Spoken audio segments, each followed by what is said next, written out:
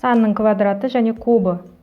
Екі бірдей көбейткіштің көбейтіндісін көбейткіштің квадраты түрінде жазуға болады. Квадратқа айналдыруда осы формуланы қолданамыз. 3 көбейту 3 деп 2 рет өз-өзіне көбейтсек, бұны 3-тің квадраты дейміз. 3-тің квадраты 9-ға тең. 5-тің квадраты мен 1-дің квадратының айырмасына 10-ды көбейт. 5-тің квадраты, яғни 5 санын өз-өзіне 2 рет көбейтеміз. 5-те 2-ге емес, 5-ті өз-өзіне көбейтеміз 2 рет. Квадраты 5-тің 25. 1-дің квадраты 1-ді 1-ге көбейтеміз, 1-ге тең. 25-тен 1-ді аламыз, 24. Олай болса 10 мен 24-тің көбейтіндісі 240-қа тең.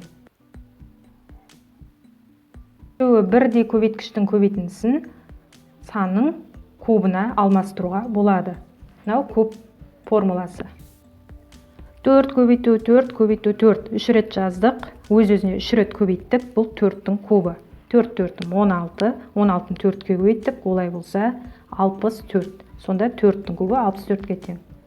7-нің квадратынан 2-нің кубын азайт. 7-нің квадраты 7-ні өз-өзіне 2 рет көбейтеміз. 49-ға тең. 2-нің кубы 2-ні өз-өзіне 3 рет көбейтеміз. 2-нің кубы 8-ге тең. Олай болса 49 азайту 8 тең 41.